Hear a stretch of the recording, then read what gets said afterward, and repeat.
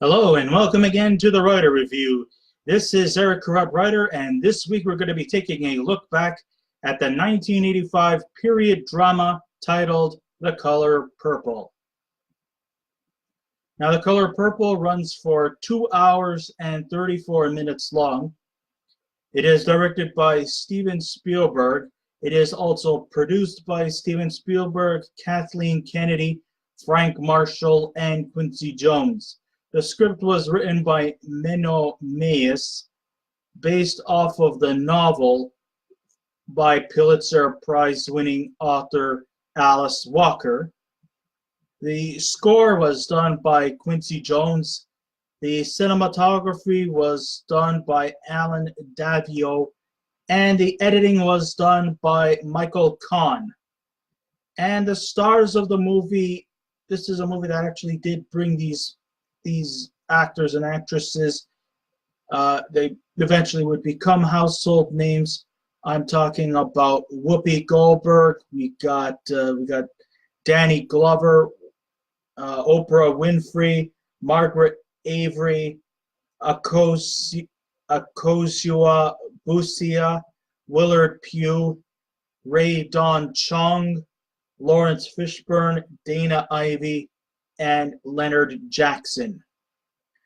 Now, the story of the movie, The Color Purple, goes a little something like this. The Color Purple takes place in the deep southern parts of the United States between 1909 to 1939, which stars two sisters, Sally, played by Whoopi Goldberg, and Nettie, played by Akosua Busia,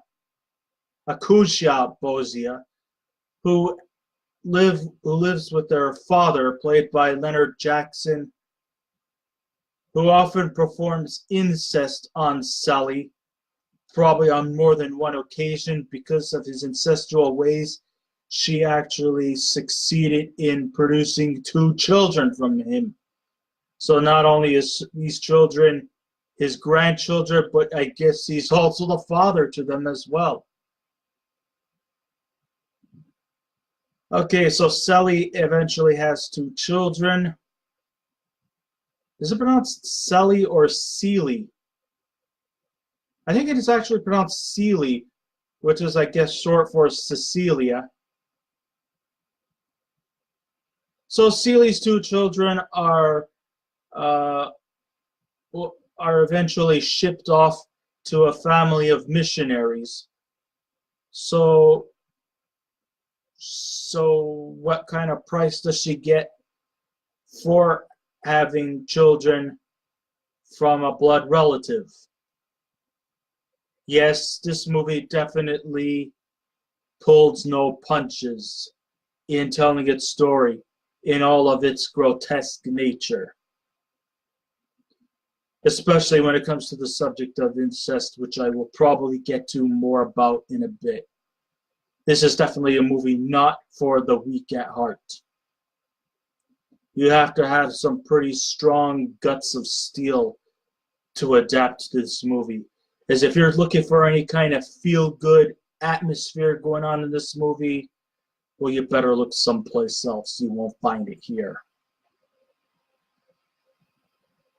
Then we are introduced to a character named Albert, played by Danny Glover, who was destined to marry Nettie, even though they've never been in contact before.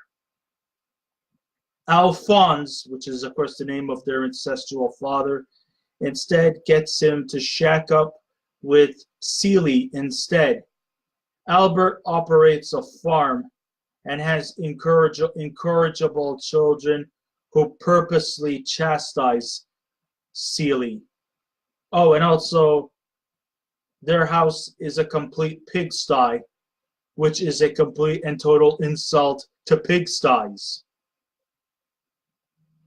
I even think a pigsty is less in squalor than their house, which of course Seely has the dishonor of having to clean up, which should probably take about a week or 2. And I'm only just talking about the living room. There's about 7 or 8 other rooms in that house. So if my estimation goes up quickly, she'll probably have this place immaculate in, let's say, another 7-8 months. Part of what I'm saying might be a sarcastic one-liner joke. And then there's also a little bit of me that's quite sincere. I mean, their house is atrocious. I mean, who wants to live in squalor? It's all right to be poor, but at least be clean. So anyhow, so when Nettie comes over to visit her sister, the once close-knit sibling part ways as Nettie avoids a possible rape from Albert. Also, so then they decide to write letters to each other. But every time Albert picks up the mail, he hides the letters that Nettie gives to Celie. So we're probably so then Celie is led to believe that Nettie has moved on and does not want any contact with Celie. So basically, Celie is kind of pretty much left as a bona fide maid instead of a loving wife. That's kind of the impression I get.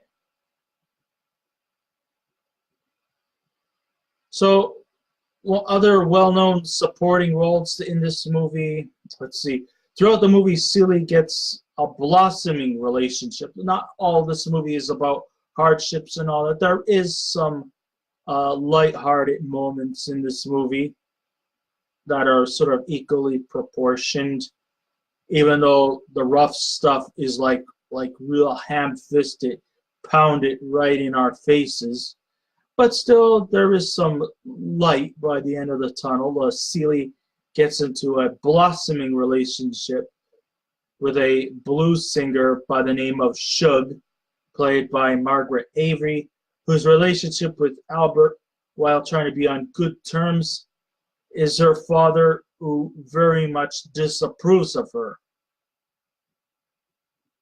Although Albert lures his charms, among other things, onto Celie, she really has no children from him. All the while, Albert's children are not anywhere seen on screen, except for one of the characters named Harpo, played by William Pugh, who ends up marrying Oprah Winfrey's character, Sophia. There are some other well-known supporting characters in this movie, including Adolf Caesar as Albert's father, who goes by the name Old Mister. We also have Ray Dawn Chong as Harpo's girlfriend, Squeak. Dana Ivey, who seems to be the only real principal Caucasian actress in this. She plays the role as the liberal-minded Miss Millie. And we also have a supporting part from Laurence Fishburne as Shug's blues guitarist, who goes by the name of Swain. Now, one of the things about this movie is, yes, this movie was very iconic at the time of this movie making. In fact, at the Academy Awards, it was nominated for 11 of them, which is quite the milestone. Very few movies have ever really captured the attention so much that it was garnered 11 Oscar nominations, including Whoopi Goldberg for Best Actress in a Leading Role, Oprah Winfrey for Best Supporting Actress, Best Score for Quincy Jones, Best Director for Steven Spielberg. Yes, this was actually Steven Spielberg's first attempt at actually creating a movie that is more lenient towards Oscar rating approval. Now, you know, he's done producing such high esteemed stuff too, like the Indiana Jones series. He's directed such things like Close Encounters of the Third Kind, Jaws. He's done some production work like movies like E.T. and Poltergeist and stuff like that. But the real thing is The Color Purple was his attempts to go into much more focus and trying to get Oscar recognition. I'm not sure if he actually was nominated for Best Director, although that probably would not come as a big surprise. I didn't really check that part out, but I'm sure it does not come as a surprise. Now, in spite of the fact that this movie got 11 Oscar nominations, did it actually bag an Oscar? And I can tell you the answer is absolutely, positively not. No, I didn't mean that in that kind of gravelly sense. No, the thing is that it did not win any Oscar. It got 11 nominations, but it won zilch. The ratings of this movie on IMDb are actually quite staggering at the ratio of 7.6. But the majority of fans liking this movie are the women with an 8.1 in favor, while 7.6 were favored by the men. The age range for the men who like this movie were under the age of 18-year-old brackets, while 8.0 of the viewers over the age of 45 ranked it at 7.5. Majority of viewers will definitely look at the film from the icing of the cake standard point as a tale of strong, empowered women who stand up against the men who have done them wrong and to refuse being submissive to their immoral demands. And also to show that if you stand up for what is right, good things will prevail. Be that as it may, yes, this movie is definitely really like ham-fisted in terms of feminism. We do have strong female characters in this movie who are predominantly at the most independent, even though this movie was set around the time when women were pretty much, I don't know if the proper word was trophy wives, but this is pretty much kind of like, you got to consider, this movie was set between 1909 and 1939, and back then women were pretty much second-class citizens. And if you think that misogyny only just happened towards the Caucasian community, well, also you just got to admit, Black people also treated their women on a lesser degree than them. The misogyny in Black communities were also just as bad as whites. Now, I'm going to be also as unbiased and say, I think it was just as a society as a whole that women were treated inferior in that time period. I'm not making this up either. It's the truth. Yes, they've come a long way, and we've come a long way into making everything equal and fair and square. But back then, early 20th century, whole different ballgame. A lot of things have changed, for better or for worse.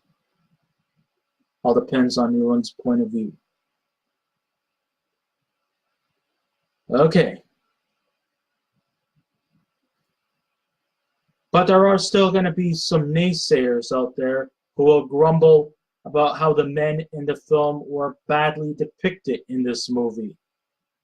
And yes, like I said, I'm trying to be as non-judgmental as I can about the people who praise this movie about a tale of female empowerment, but also to counteract that.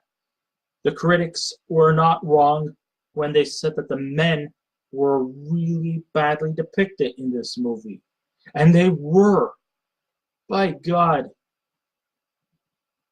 These are just the male characters at the most were some of the most deplorable, despicable, morally reprehensible bunch of assholes that you would ever see in a movie.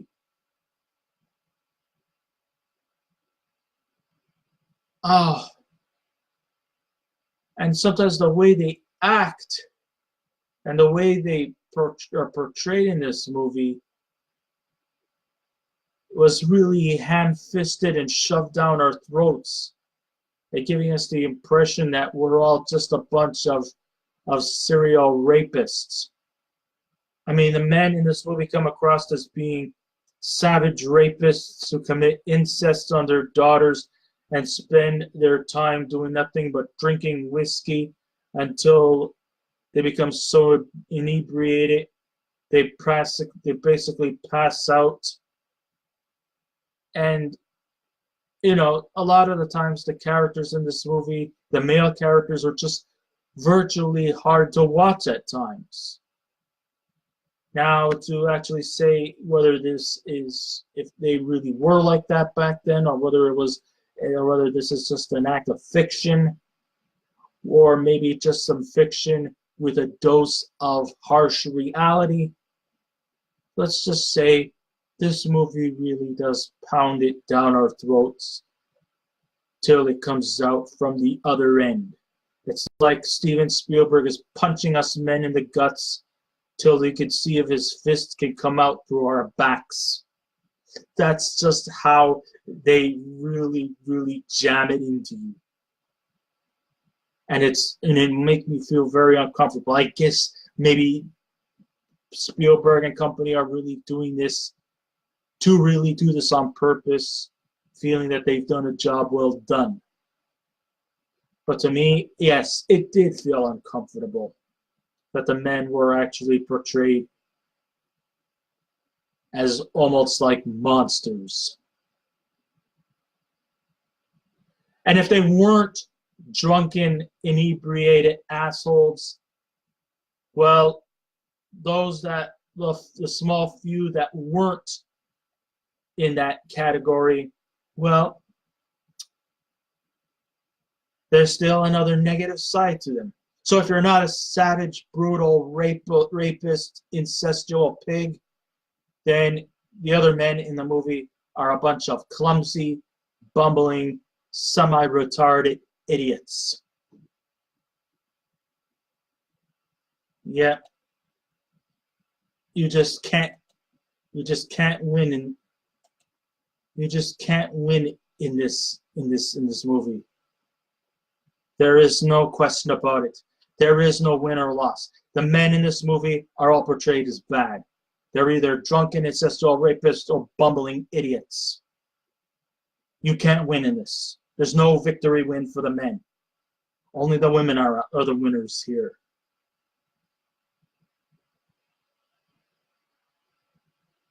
But the women here get the hero's welcome as strong, independent, and empowered. But the only time they ever embrace their empowerment is when they're threatening murder on their spouses by placing hexes on them or threatening to jab their eyes out with a knife. And sure, they may probably deserve some of the treatment they get. I'm not saying that that they don't deserve it. They do. They're abusive. And sometimes I guess reflexes does get the best of you, even though your subconscious is practically pushed aside. Still, that's about the only time they get. I mean, the rest of the other time when Celie is not embracing her empowerment, she's almost practically striving to keep Albert's house clean and just catering to his demands. You know, this movie is hard to swallow. Okay, so aside from the black characters being portrayed in a negative way, particularly the men, there's not a lot of Caucasian characters in there. And the small minority of Caucasians portrayed in this movie, well, they're not treated any better either. Even though there were few and far between.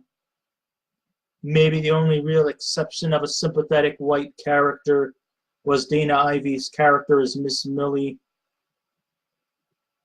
But she is also portrayed as kind of a bit of an awkward doofus, especially when she takes a car and she constantly crashes into trees.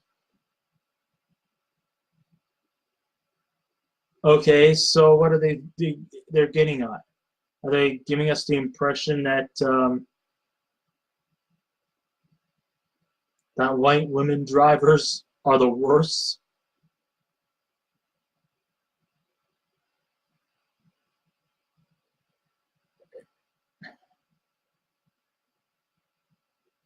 I mean, that's really, really negative. I mean, most of this movie is filled with negativity, and the very rare positive stuff only seems to happen quite sporadically. The thing that really, now this is just like what the fans might probably give. I guess you're probably wondering my opinion. The thing that really gets to me about The Color Purple is that too many resolutions happen suddenly without further explanation.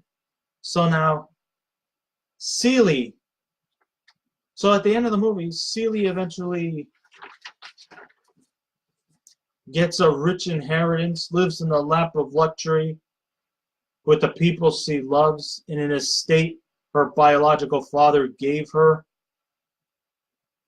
But if her father was so rich, why didn't she and Nettie stayed with him instead of being stuck with some pervert like Alphonse, who turns out in the end not even being their father?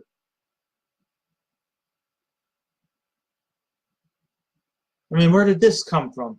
All of a sudden, things just ended with just her inheriting a large amount of money from her late father.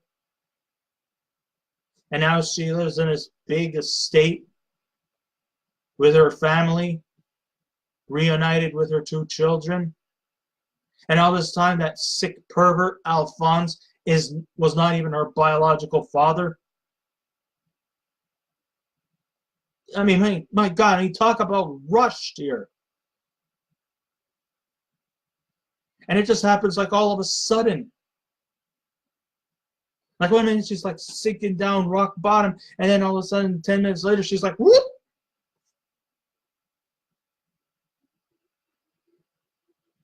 It's like by just a simple blink of an eye she becomes rich right away. Totally implausible. I was also curious as to how Shug was informed about Celie's death threats to Albert. And why did Albert keep all of Nettie's letters? And why would Miss Millie hire Sophia as her maid after spending 9 years incarcerated? A lot of things here just don't simply seem to add up. I mean, I wasn't really too much nitpicking about the male characters and how negative they were portrayed, and how all the only really good characters in the movie are the black women, and the white characters are treated like idiots. It should come as to no surprise that in spite of this movie being nominated for 11 Oscars, not one performer or crew member walked away with one.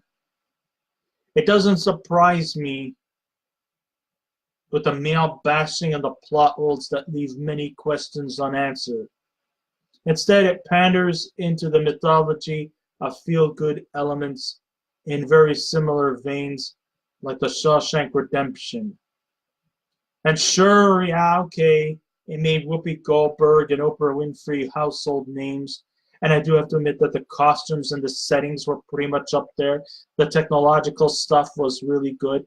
I had no problems too much with the acting and stuff like that. Although I did kind of feel a little uncomfortable of seeing Danny Glover kind of play off as an antagonist in this story. Because when I think of Danny Glover, the only really good name that I could think of is Roger Murtaugh. And Roger Murtaugh, in spite of being a little bit on the rough side of the edges, he's a good, devoted family man. And to see him actually play such a horrible character in this movie, I was like, this can't be happening, man. And you know what? I actually wanted to like this movie a lot. But there's just a lot of things in this movie that made me feel, you know, at times very, very uncomfortable. Do I recommend this movie? Well, that all depends on your kind of tastes. I mean, maybe to some, they may have found the enjoyment of this movie about, you know, about female empowerment. And of course, you know how people like to talk a lot about this. And yeah, there is a lot to talk about in terms of this kind of subject matter. And even though, yes, this is based off of a Pulitzer Prize-winning novel, but I just thought that sometimes the delivery at times was a little too over the top. It was really ham-fisted down. The negativity towards the males was a little bit off-putting. And a lot of the questions in this movie remain unanswered. I can't fully give it a recommendation, but if you are into this kind of movie, and if you're a fan of, you know, the likes of Oprah Winfrey and Whoopi Goldberg, or if you want to appreciate Steven Spielberg directing a movie on a little more serious notes, then maybe this movie is for you. And if you like the movie so much, good for you. Don't hold this against me. You know, to each their own. Everyone has a choice in life, and no matter what choice you guys have in life, I will respect that wholeheartedly. But I just can't recommend this movie enough too much. So for that, on a scale of 10, yeah, I would give The Color Purple a 5.5. Just a lot of stuff that did not make me feel good inside. So I guess this ends my writer review. Thank you all for listening in. If you wish to subscribe to my channel, please feel free to do so. If you wish to leave a comment, go right ahead. But just remember the 3 simple rules. Be kind, be courteous, and please refrain from any rude comments. And I will be back again with another movie review. So until next time, this is Eric Writer saying, keep watching those movies, and I'll see you around. Goodbye.